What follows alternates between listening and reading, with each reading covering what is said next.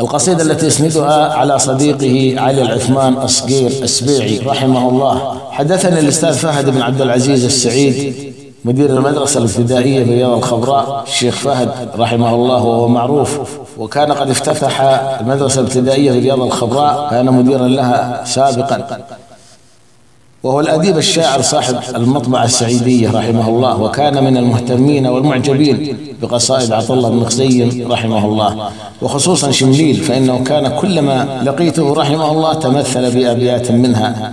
قال رحمه الله: إن والدك حدثني بقصة هذه القصيدة الحزينة، وأنه قال لصاحبه علي الصقير رحمه الله، وكان معه في عمان في الأردن وأطرافها، قال: هيا نروح تركيا مع الناس ونترزق الله، كل راح ما بقي إلا حنا، بلهجته يقول: فرفض علي وقال: هذه مسافات طويلة ونجلس هنا ويسهل الله أمرنا.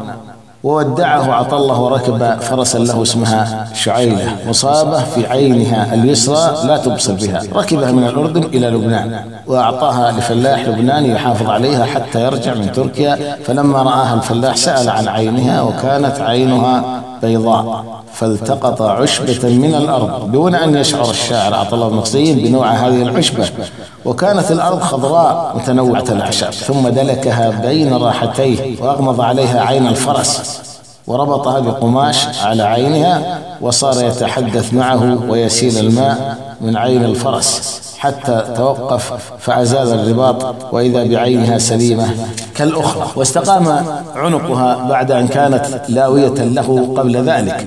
ويقول إن الوالد حرص على معرفة نوع العشبة، فرفض الفلاح، ولذلك هو طلب منه أن يأتي بقماش، فلما ذهب لإحضار القماش التقط هذه العشبة. يقول: فبقيت في نفسه لأنه له خبرة في هذه المجالات. يقول: ثم ركب البابور وهو القطار ووصل تركيا، وبقي فيها فترة من الزمن، إلا أنه بعد ذلك ضاق صدره وتكدر مزاجه، واشتاق إلى نجد وأن يترك الغربة في كل مكان، فاشتاق إلى نجد شد الاشتياق في هذه الغربة البعيدة، ويتذكر موطنه الأصلي في ضفاف وادي الرمة، ثم يذكر تجواله في أقاصي البلاد العربية والعجمية، وأن كل ذلك لا يعوضه عن مجتمعه وبلاده. هذا مضمون ما حدثنا به رحمه الله. وقال رحمه الله أنه ذات مرة اتصل بي الأمير فهد بن محمد أمير القصيم السابق رحمه الله لأحضر معهم العشاء في مكان معين، وقال: أريد أن تنشد علينا قصيدة عطلة بن خزيم شمليل. يقول: ولما انتهيت من القصيدة وإذا تأثيرها باد على الأمير، ثم أقسم أنه كان يرددها في سفره دائما لما يجد فيها من تأثير على المشاعر وبعث لكوامن الأشواق إلى ربوعنا ومجتمعنا. انتهى مضمون كلامه رحمه الله. وإذا القصيدة شمليل التي أسندها على صديقه علي العثمان الصقير رحمه الله ورحم الله الجميع.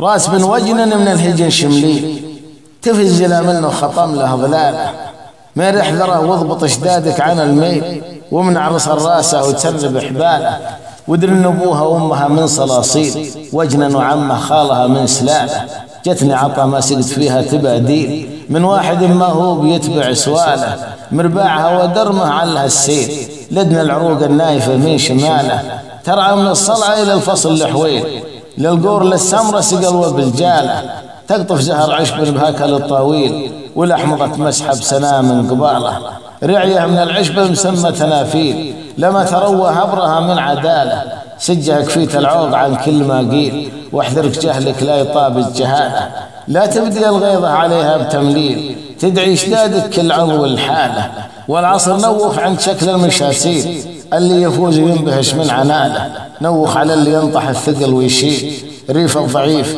إلى تلاجى الجالة، ملفاك أبو عثمان لا جيت بالقيل، علي عسى المولى يعلي جلاله، يبديلك المجهود من غير تشحيل، أيضا ولا تطر الخسارة بباله، مع دلة يعبالها البن والهيل، ما هي من خطوة الهداني مصالة، ثم أخبره بل برا الحال والحيل، حيث يداوي علة اللي شكاله، قال: يا علي صاحبك ما يمرح الليل، والجسم كله لا بقله خياله، على ديار في طرف غول وغليل الله يسقي جالها من خياله. جعل الولي يسبل عليها الهماليل 10 سنوات كل ابوه انقباله، حيث الدس من الشوارب مداهيل صبيان نجده للثنا والشكاله. يا علي جسمي غاد ينتنها الميل والقلب حرق بالضمير اشتعاله. يا علي يا ما بي من الغبن والويل فديت البلقة عسى الخسفالة، وغربتها اللي على غير تحصيل اركض ولا حصلت كود الفسالة. يا علي هيا نرتحل سنة سنحيل، يا علي ما بدي ارى الجناب داله. يا علي من دمشق البيروت للنيل لانجلترا حيث المراسب زباله. للغرب للسودان لمطلع سهيل، للهند للبصرة ومدن حواله. ما مثل نجد إذا عطت بالمزابيل الله يثبت بالمعزة رجاله.